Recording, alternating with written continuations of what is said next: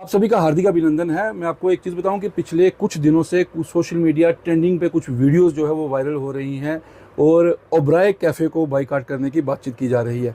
आज मेरे साथ ओबराय कैफ़े के जो मालिक हैं चेतन ओबराय, वो मेरे साथ मौजूद हैं। उनसे जानते हैं कि ये जो पूरा एक मसला चल रहा है कि आखिरकार ये मामला क्या है। चेतन, सबसे पहले तो मैं आपका स्वागत करता हूँ और सबसे पहले मैं ये आपसे पूछना चाहूँगा कि आपने छोटी सी उम्र में अपने पूरे घर का जो सिस्टम था वो संभाल लिया। आपके पापा की नेचर काफ़ी अच्छी थी और काफ़ी वो एक बिजनेसमैन थे और वो चाय का एक दुकान जो है वो करते थे। मैंने भी उनसे कई बार जो है वो चाय पी और मैंने देखा कि उनकी एक मेहनत थी और उस पर जब वो बीमार हो गए या फैमिली में जो आपका कोई प्रॉब्लम थी तो उसके बाद आपने वो सारा का सारा सिस्टम जो है संभाल लिया और घर का खर्चा चलाना आपने शुरू कर दिया। जिस उम्र में हाथ में किताबें होनी चाहिए उस उम्र में आपने बिजनेस संभाल लिया। सबसे पहले तो मैं आपके बारे में जानना चाहूँगा और ये जो मामला हुआ है ये क्या मामला है, इसके बारे में मुझे बताएं। थैंक यू अमित जी, आपने अपना कीमती टाइम मेरे लिए निकाला और आपने मुझे अच्छा लगा कि फैक्ट्स को जो ओरिजिनल फैक्ट्स हैं उनको जानने की कोशिश की। सबसे पहले तो मैं आपको एक बात क्लियर कर देना चाहता हूँ कि जो उस दिन जो आज से 2 दिन पहले जो इशू हुआ, मैं कैफ़े में कुछ टाइम शाम को करीब 7 बजे के करीब में कैफ़े में नहीं था। तो मेरे एम्प्लॉय जो है, मेरा मैनेजर जो है वो कैफ़े को देखता है। 2 लड़के आते हैं, वो काफ़ी टाइम से मेरे पास आते हैं, काफ़ी टाइम से आ रहे थे। उन्होंने उस दिन भी आए और उस दिन आने के बाद उन्होंने जैसे रूटीन में आइसक्रीम खाते थे, मेरे से खाते थे तो वो चले जाते थे। मैंने भी कभी रश होता था at that time, I think एक दिन आए थे तो 6-7 हज़ार रुपये के कस्टमर बैठे थे। मुझे लगा था कि इनसे इशू करना इस टाइम के सबको इन्वॉल्व करने वाली बात हो जाएगी, सारी मतलब हमारी दुकानदारी में इफेक्ट पड़ता है इस चीज़ से। तो मैंने उस चीज़ को इग्नोर कर दिया। एक दिन दोबारा से आए लड़कों के पास, तो लड़कों ने मुझे शाम को बताया कि भैया ये आज सेल में जो इशू आ रहा है, वो 1-2 लड़के हैं, वो आगे एक तो हमारे साथ बदतमीजी करते हैं और वो पैसे भी नहीं देते। तो मैंने उस टाइम पे तो उनको बोला चलो आपको मुझे बताना चाहिए कुछ भी ऐसा होता है तो। अमित जी, मैं आपको एक बात बता दूं, जो मैंने बिलिंग सॉफ्टवेयर लगाया है वो सारा ऑनलाइन है। जो शाम को सारा सेल का डेटा होता है वो मेरे पास आता है और मैं स्टाफ से पूछ सकता हूँ कि ये पेमेंट का इशू कहाँ से आया, पेमेंट क्यों नहीं है मेरे आपके पास आई। और एक बहुत गलत नैरेटिव फैलाया जा रहा है कि 10 रुपये के लिए लड़ाई होगी जी, 50 रुपये के लिए लड़ाई होगी। मैं तो ये बात बिल्कुल क्लियर शब्दों में बताना चाहता हूँ कि 50 रुपये की लड़ाई नहीं थी। Being a owner of a cafe, मेरे लिए 50 रुपये मायने नहीं रखते। मायने इसलिए नहीं रखते क्योंकि मुझे लगता है कि मेरे से और मैं कई जगह से एडजस्ट कर लूँगा। जो लड़का मेरे पास काम करता है, जो दिहाड़ीदारी आदमी है, उसकी टोटल दिहाड़ी होती है आई थिंक 200 रुपया या 6,000 रुपया महीना होगा, 200 रुपये दिहाड़ी होगी। उसके लिए शाम को 50 रुपये का फ़र्क आना एक बहुत बड़ी बात होती है। उस दिन लड़के जो 2 आए मेरी शॉप पे, उन्होंने शाम को लड़कों से बदतमीज़ी की। लड़कों ने पैसे मांग लिए तो उन्होंने बदतमीज़ी की और गालियाँ निकाल के चले गए वापस से। 8:30 बजे का टाइम था। लड़के मेरे को बताने लगे भैया आज वो लड़के दोबारा से आए थे और दोबारा से ऐसा इशू हुआ। मैंने कहा चलो कोई बात नहीं, चले गए ना, हो गया काम, कोई बात नहीं, देख लेंगे। वो शाम को 3 लड़के भाई साहब आते हैं और उन्होंने आते ही बाहर से फिर से गाली गलौज करना स्टार्ट कर दिया। तो जब मैंने उनको बुलाने की कोशिश की, उन्होंने मुझे भी प्रवोक किया कि बाहर आ।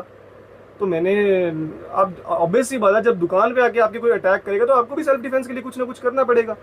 करते हुए वो शॉप से बाहर निकले, 3-4 लड़के वो लेके आए थे। और आप कभी आते जाते हैं वहाँ से देखना, हमारे वहाँ पे पास में एक सब्जी का ठेला लगता है, तो वहाँ पे पत्थर पड़े होते हैं, बेसिकली वो हाई पत्थरों के ऊपर लगा हुआ है। तो पत्थर उन्होंने वहाँ से उठाए और हमें मारना स्टार्ट कर दिए। हालांकि जिनको मार रहे हैं मेरे स्टाफ का जो 50% कैफ़े का स्टाफ है वो भी मुस्लिम है, उनको भी उन्होंने पत्थर मारे, वो भी मेरे साथ थे। उन्होंने भी सेल्फ डिफेंस के लिए, सामने एक ना शाम को सीखे लगा था, मैंने उसकी सीख उठा ली शाम को।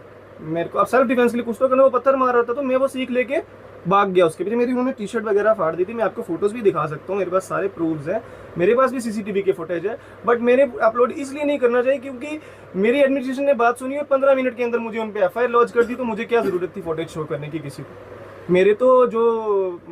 मैंने तो जिसको सुनाना था एडमिनिस्ट्रेशन को, मौके पे पुलिस आ गई, उन्होंने FIR लगा दी, मेरी बात खत्म हो गई। लेकिन जब आपकी दुकान पे ये अटैक हुआ या लड़के बाहर से आए तो उस समय की वीडियो भी आपके पास होगी, जब ये लड़ाई हुई तब की भी होगी। सब वीडियोस हमारे पास पड़ी हुई हैं, जिसको देखना है वो आके देख सकता है। और एक नैरेटिव फैलाया जा रहा है कि हम उनके घर पे गए। मैं एक बात क्लियर कर देना चाहता हूँ, हमारे घर भी बहनें हैं। अगर किसी को लगता है कि वो मेरे जो हाथ में सिलाई थी और वो जो डंडा मेरे पीछे मेरे स्टाफ के या लोग जो आगे पीछे से चल रहे थे उन्होंने किसी को हार्म किया, आई थिंक हिंदू धर्म में गीता से ऊपर कोई भी बुक नहीं है या कोई भी गीता से बड़ी चीज़ नहीं है मेरे लिए।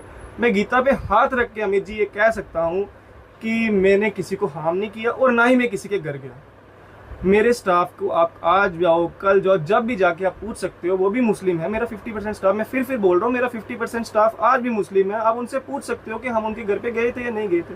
अब जिन्होंने झूठ फैलाना है, मेरे को डाउन करना है, वो तो झूठ फैलाएंगे। लेकिन जो वीडियो सोशल मीडिया पे वायरल हो रही है या कुछ हमारे सोशल मीडिया के जो चैनल्स हैं वो चला रहे हैं, उस पर दिखाया जा रहा है कि एक माँ दौड़ रहा है हाथ में डंडे लेके, इस तरह से वो दिखाया जा रहा है। और प्रोपोगंडा उसे ये मान सकते हैं, कह रहे हैं, क्योंकि उसमें किसी का इंटरव्यू नहीं है। अच्छा अमित जी, आप ना एक बाजार में आइए, एक छोटी सी ना किसी को गाली दीजिए, शोर मचाइए, आप देखना वहाँ पे 100-150 बंदा 1 मिनट में इकट्ठा हो जाता है। आपको मैं ये क्लियर कर देता हूँ, एक दुकानदार के पास ना ही मॉब होता है और ना ही लोग होते हैं। जब वो शोर शराबा पड़ा तो वो लोग भी मेरे पीछे मेरे साथ साथ दौड़ना स्टार्ट कर दिए। मैं उनके घर पे नहीं गया, वो जो मैं सिलाई लेके दौड़ रहा हूँ, जस्ट मैं उसके गली के बैक साइड तक पहुंचा और वो प्रोवोक करते करते करते मुझे उस स्पॉट तक ले गए कि जहाँ पे लग रहा था कि मैं उनके घर पहुंच गया। बट मैं उनके घर नहीं, मैं क्लियर कर देना चाहता हूँ, उस वीडियो में ऐसे लग रहा है कि मैं उनके घर पे गया हूँ, मैं उनके घर पे नहीं गया। लेकिन मैं ये जानना चाहूँगा कि अगर दो पार्टियों के बीच में मामला है तो फिर इसे एक अलग रंग क्यों दिया जा रहा है? ये मेरी समझ से बाहर है अमित जी। मेरा जो आज भी इशू था, मैं लड़ाई नहीं कहूँगा, मेरा जो आज भी इशू था वो उन्हीं 2 लड़कों के साथ था। मेरा अगर मैं हिंदू मुस्लिम करूंगा तो पहली बात तो मेरा जो स्टाफ है मेरे पास काम नहीं करेगा, क्योंकि उनको लगेगा कि हमारा जो ऑनर है वो हिंदू मुस्लिम की बात करता है। ऐसा तो कुछ भी नहीं है, क्योंकि हिंदू मुस्लिम वाली बात मैं तब करूं जब मैं सिर्फ हिंदू बेस्ड बिजनेस कर रहा हूं। अब जब बिजनेस आप करोगे तो आपको मुस्लिम भी देखना है, हिंदू भी देखना है। अगर मैं हिंदू मुस्लिम दुकान पे बैठ के क्यों करूंगा? मुझे एक बात तो पहले ये समझ में नहीं आ रही। और जिन लोगों ने ये नैरेटिव फैलाया है, मुझे नहीं ये पता कि हिंदू मुस्लिम वाली बात यहाँ से कैसे आ गई। और मेरा फ्रेंड सर्कल, मुझे लगता है कि आज भी हिंदुओं से ज़्यादा मुस्लिम मेरा फ्रेंड सर्कल। अब कितनी देर हो गई है कैफ़े को चलाते हुए? अमित जी, मुझे आई थिंक 2014 में ओपन हुआ था ये कैफ़े, तो आज 11 साल हो गए हैं। लेकिन 11 सालों में मैंने कभी ये ना सुना ना देखा कि चेतन ने कोई लड़ाई की हो या जो कोई झगड़ा किया हो किसी से। अमित जी, जो एक दुकानदार है उसके लिए रोजी रोटी उसका बिजनेस है, और वो घर से आके लड़ाइयाँ करेगा और झगड़े करेगा तो उसने घर वालों को रोटी कैसे खिलानी है? पहली बात। दूसरी बात, मैं ऐड ऑन ये करना चाहता हूँ कि अगर लोगों को लगता है कि ओबराय कैफ़े में हिंदू मुस्लिम होता है तो वो प्रैक्टिकली आके देख सकते हैं, कोई उसमें रोक टोक नहीं है।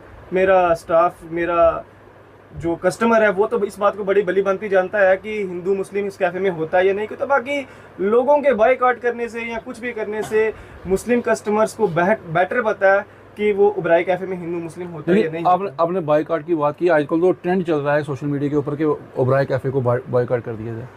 देखिए अमित जी, जो सोशल मीडिया के ट्रेंड्स हैं वो एक्चुअल फैक्ट्स पे नहीं है। पहली बात, जो कस्टमर कैफ़े में आ रहे हैं वो तो बड़े नॉर्मल वे में आ रहे हैं। मुझे नहीं लगता कि उनको बाइकआउट वाला कोई इशू लग रहा है, क्योंकि मुस्लिम कस्टमर। लेकिन आप जो लोग वीडियो आपकी चला रहे हैं, अगर वो आपके पास आएंगे, वो आपका कोई इंटरव्यू करना चाहें, आप उनको भी इंटरव्यू देंगे?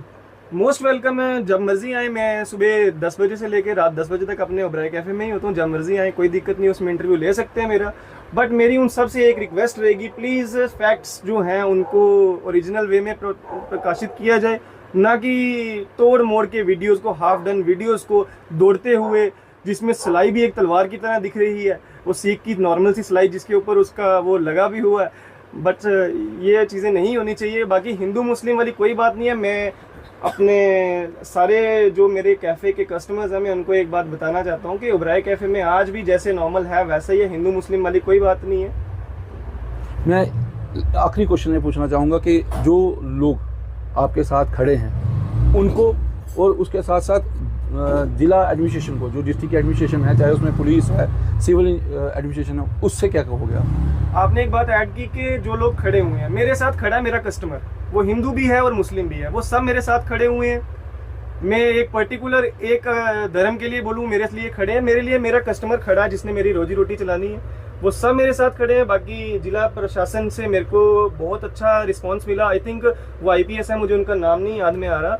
SSP साहब की तरफ से भी बहुत अच्छा कोऑपरेशन मिला मुझे। विद इन आई थिंक 15 या 20 मिनट्स में, जब तक मैं हॉस्पिटल से अपनी MNC करा के दोबारा से वापस आता तो FIR लॉन्च हो चुकी थी। बेसिकली उनको फैक्ट्स पता चल गए थे। उन्होंने जो मेरी हालत थी, जो मेरे साथ शॉप पे कैफ़े में हुआ, उन्होंने अच्छी तरह से अपनी आंखों से देख लिया था कि उनको फुटेज की भी ज़रूरत नहीं पड़ी। आई थिंक बिल्कुल। तो मैं भी अपने दर्शकों को ये ज़रूर कहूँगा कि फैक्ट एंड फिगर चेक करने के बाद ही इस तरह की वीडियो जो है वो अपलोड आप सोशल मीडिया पे करें। और चेतन जी ने कहा है कि अगर कोई भी मेरा इंटरव्यू लेना चाहे, मेरे से आके बातचीत करना चाहे, तो मैं बिल्कुल उसको सही चीज़ बताऊंगा। और उन्होंने कहा है कि सबसे बड़ा हिंदू धर्म के बीच में गीता से बढ़कर कोई ग्रंथ नहीं है। इन्होंने कहा मैं गीता के ऊपर हाथ रख के कसम खाऊंगा और सच जो है वही बताऊंगा, सच के सिवा मैं कुछ नहीं कहूँगा। और इन्होंने ये कहा है कि पुलिस प्रशासन से भी अपील इनकी तरफ से भी है और हमारी तरफ से भी है कि फैक्ट एंड फिगर को चेक करने के बाद ही जो भी मामला हो उसे निपटाना चाहिए। और इस तरह के जो लोग प्रोपोगंडा करते हैं या लोग सोशल मीडिया पे जो ट्रेंडिंग चला रहे हैं, उसको सबसे पहले हकीकत जाना और उसके बाद आप जो चाहे फिर वो आप ज़रूर चलाइए। आप सबसे ये उम्मीद करता हूँ कि इस वीडियो को ज़्यादा से ज़्यादा शेयर कीजिएगा और जो ये मामला चल रहा है इस मामले में फैक्ट एंड फिगर आप ज़रूर देखिएगा। धन्यवाद।